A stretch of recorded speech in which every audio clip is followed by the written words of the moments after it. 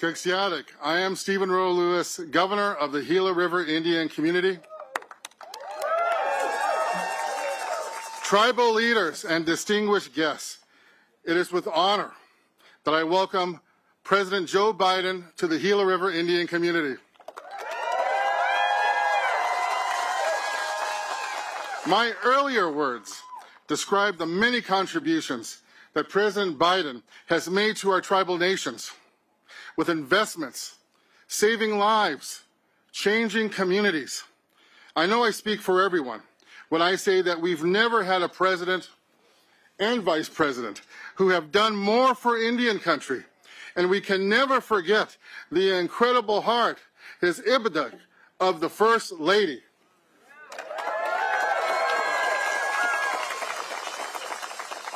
We are here today to acknowledge the past and to take the first difficult but necessary steps to begin the healing. Because today is as much about our future as it is our past. All of us present today are joined in spirit by those who did not survive the unimaginable. We offer our prayers to those who did not survive. And we offer our heart, our ibada, to those who did, as we admire their strength.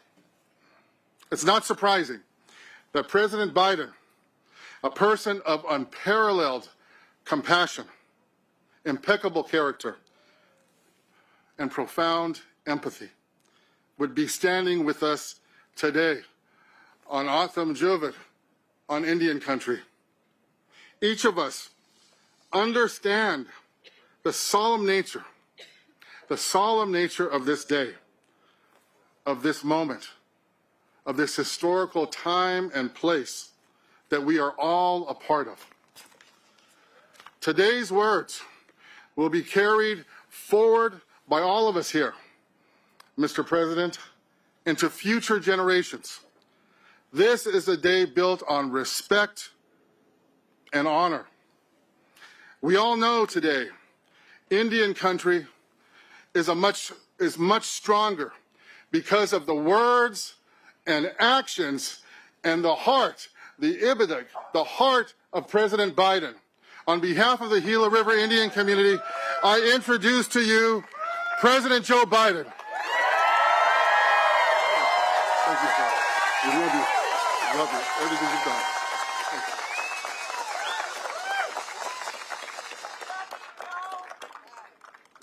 I'm Joe Biden. I'm Jill Biden's husband. Gov, thank you for the introduction. And to the Gila Indian River community, nothing wrong with me, Gila River Indian community for welcoming today. You know, I say this with all sincerity. This, to me, is one of the most consequential things I've ever had an opportunity to do in my whole career as President of the United States. It's an honor, a genuine honor to be in this special place on this special day. Thank you to Senator Mark Kelly, a great friend who also was married to an incredible woman who was my friend. Please have a seat, by the way. And Congressman Greg Stanton, I saw Greg when I came in. He's over there somewhere. Greg, thank you.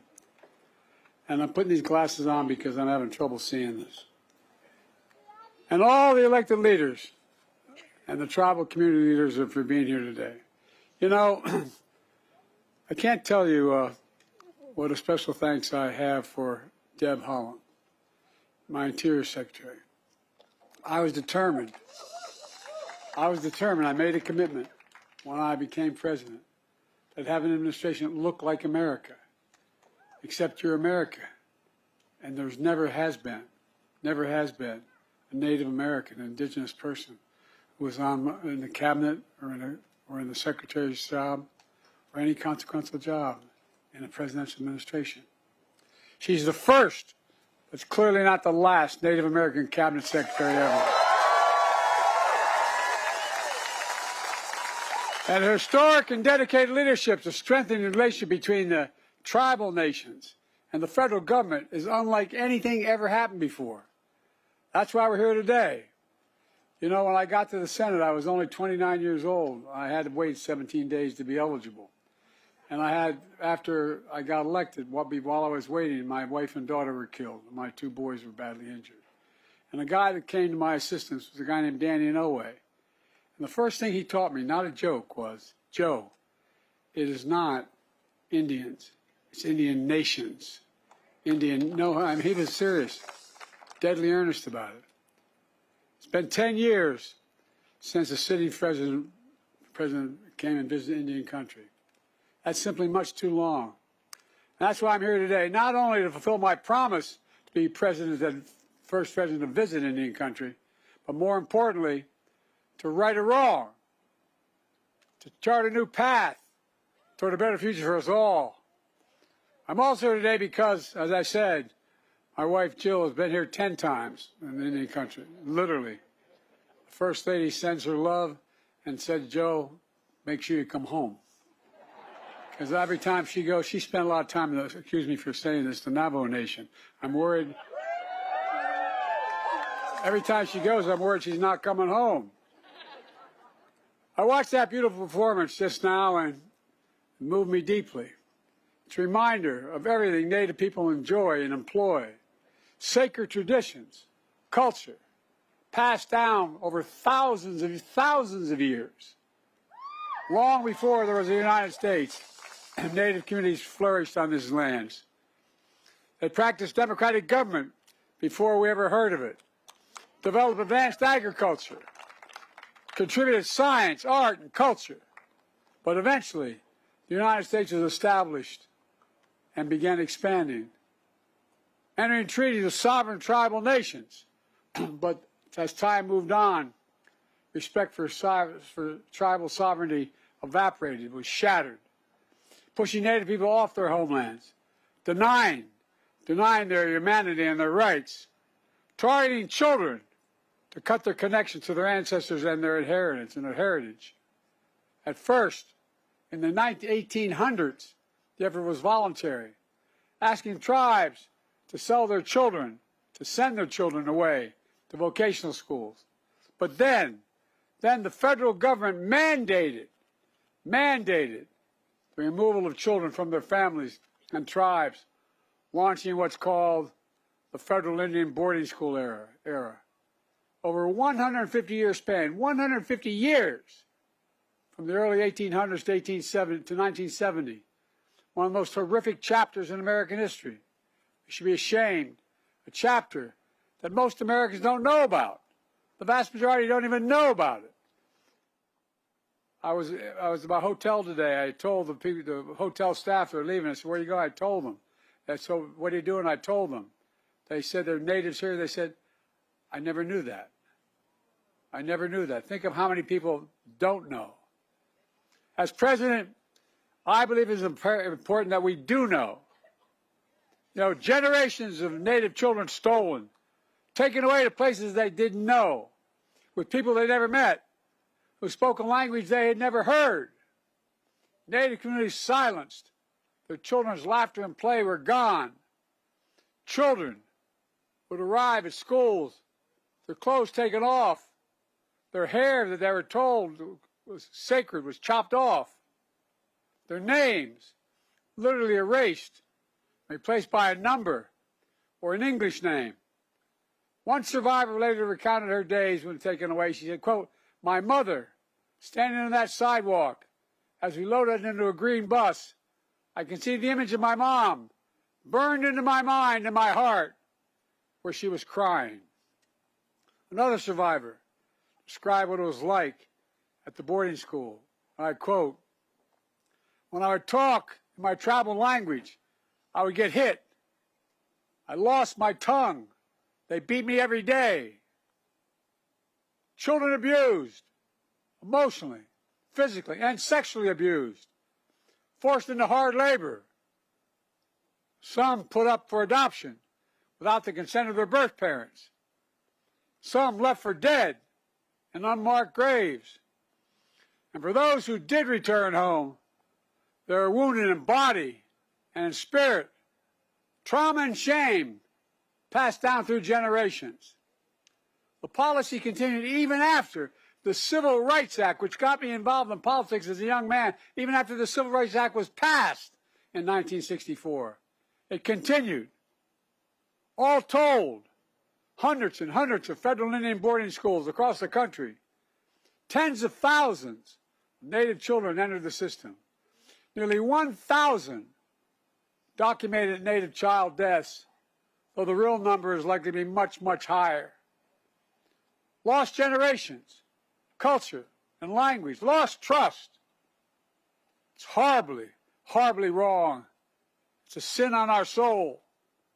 I'd like to ask, with your permission, for a moment of silence, as we remember those lost and the generations living with that trauma.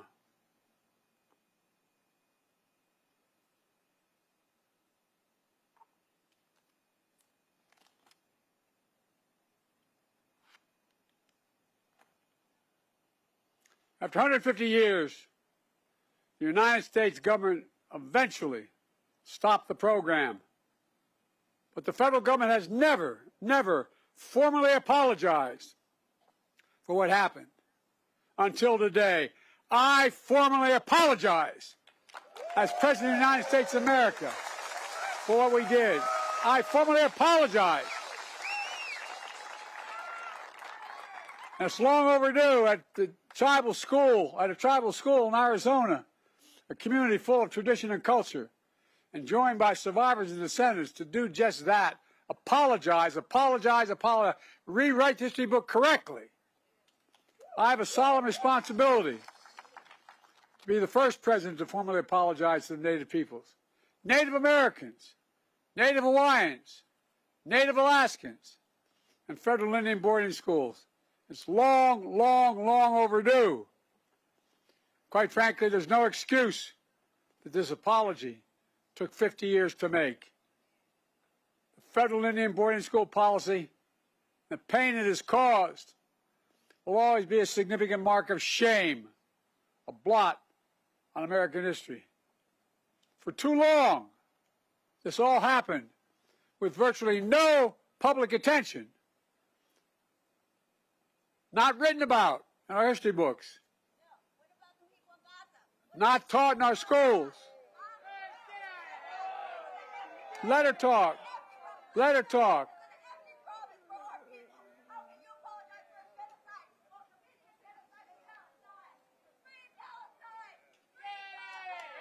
Oh, no, let her go. There's a lot of innocent people being killed.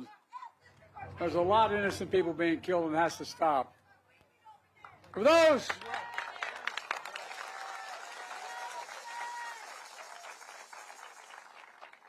those who went through this period, it was too painful to speak of. For our nation, it was too shameful to acknowledge. But just because history is silent doesn't mean it didn't take place. It did take place. While darkness can hide much, it erases nothing.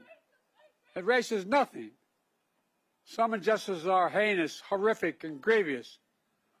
They can't be buried, no matter how hard people try.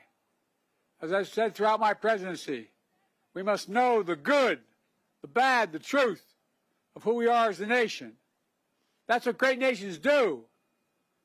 We're a great nation. We're the greatest of nations. We do not erase history. We make history. We learn from history. And we remember so we can heal as a nation. It takes remembering.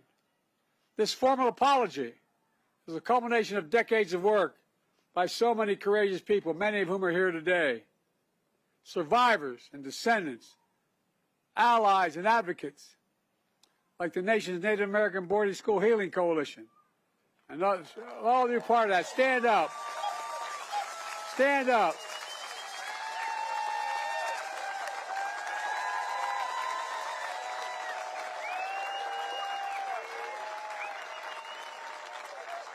As my grandfather would say, you're doing God's work. And other courageous leaders who spent decades shining a light on this dark chapter.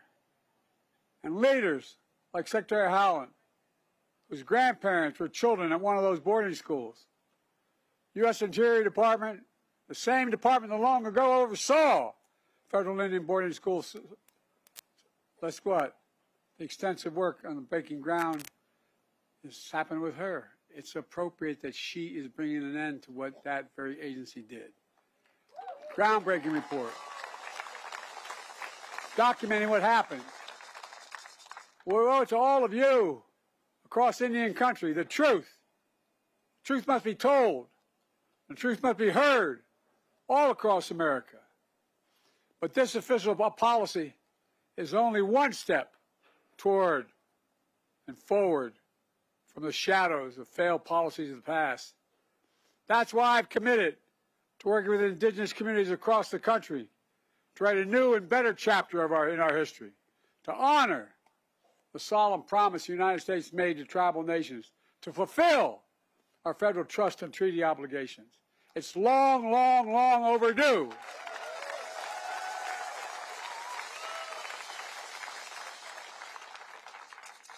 And I say this with all sincerity. From day one, my administration, Jill and I, Kamala, Secretary Howland, our entire administration have worked to include indigenous voices in all we do.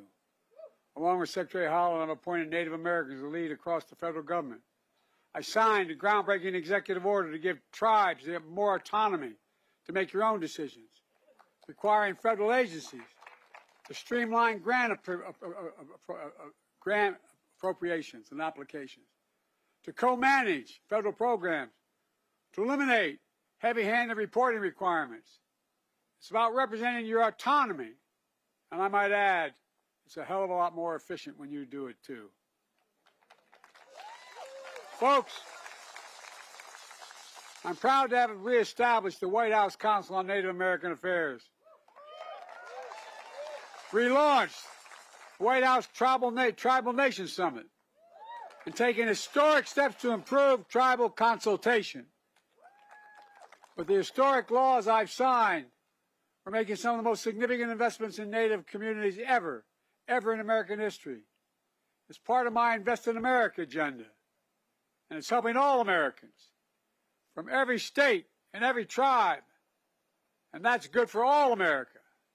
Helping Native communities get through the pandemic with vaccine shots in arms and checks in pockets. I'm proud this helped cut child poverty in Native communities by more than 1/3. I'm proud our economic plan has created 200,000 jobs for Native Americans. Record low employment in Native communities.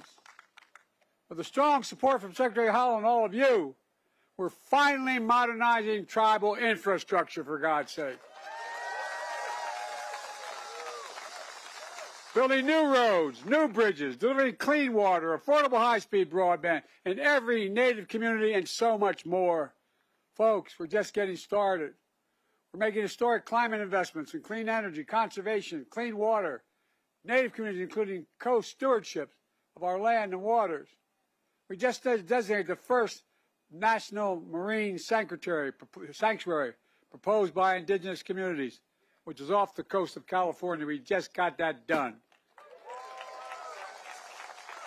And I've restored and designated multiple national monuments to honor tribal nations, including the ancestral footprint of the Grand Canyon right here in Arizona, where I had the honor of visiting. It's breathtaking. It was breathtaking. I secured the first ever advanced funding for Indian health services, so tribal hospitals can plan ahead, order supplies, hire doctors, and know that the money will be there. We're also preserving ancestral tribal homelands, restoring salmon and other native fish, recognizing the value of indigenous knowledge and languages, especially those damaged in the boarding school era. In fact, my administration was proud to defend the Indian Child Welfare Act.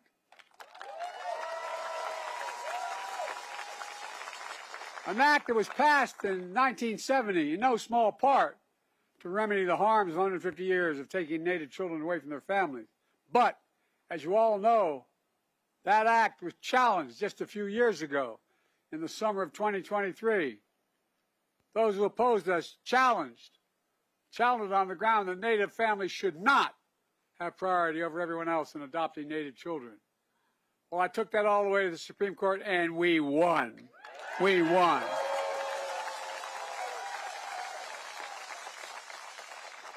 We also extended mental health programs through the Bureau of Indian Education so young people have the tools to end the cycle of generational trauma. As an educator, this is something Jill cares deeply about, my wife, just as she traveled across Native communities to increase access to health care and so much more, including helping open the first cancer cure center in Navajo Nation. More to do, a lot more to do. By the way, the infrastructure bill is over $1 trillion. It's not a decade. I mean, it's not a quarter. It's going to be there for a decade. Much, much more to come, and you've got to get your fair share. By authorizing the Violence Against Women Act, an act that I took great pains in writing 30 years ago, we also reaffirmed tribal sovereignty, expanded tribal jurisdiction in cases where outside predators harm members of your nation.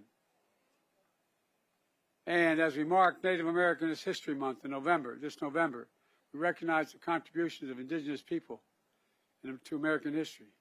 You are the first Americans. I might add, you're among the most patriotic Americans. Oh, that's a fact. The whole America should know, all Americans should know, indigenous people volunteer to serve in the United States military 5 times more than any other single group. 5 times. 5. Many having paid the ultimate sacrifice in every war since our founding. To all of you, thank you.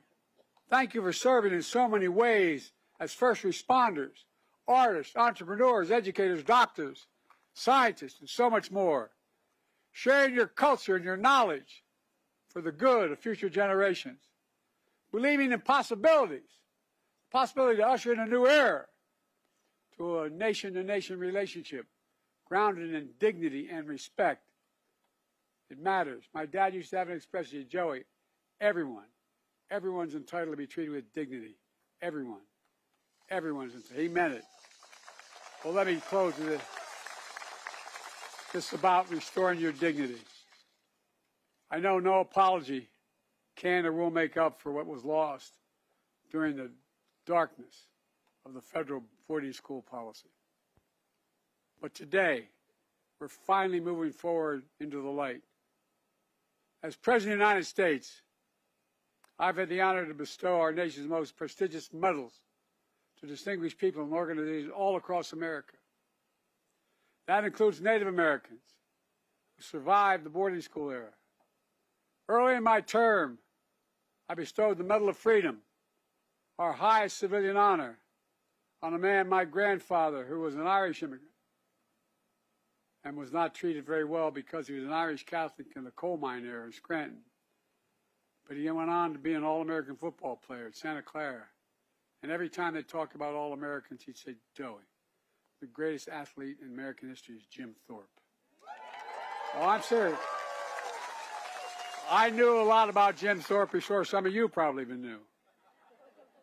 As a child, Jim was taken from his home, but went on to become one of the greatest athletes ever in all American history.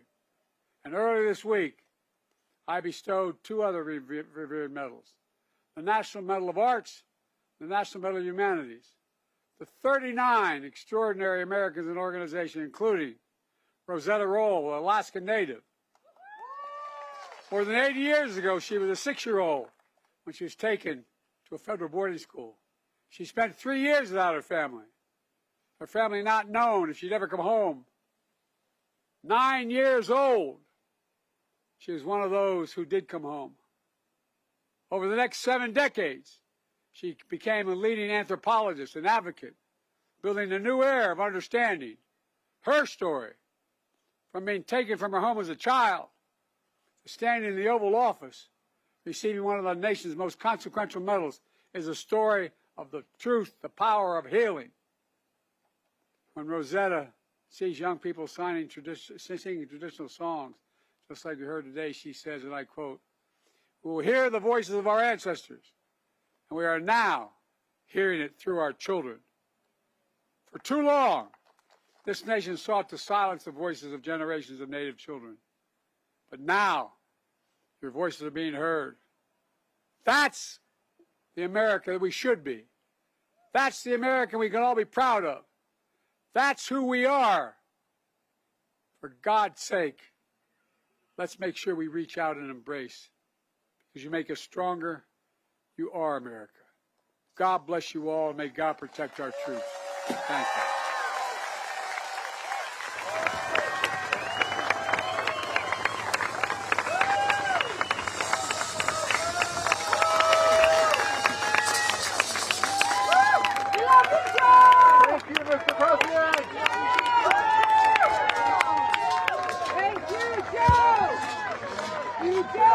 Thank you, Joe!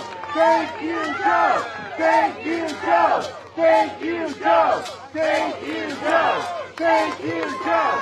Thank you, Joe! Thank you, Joe!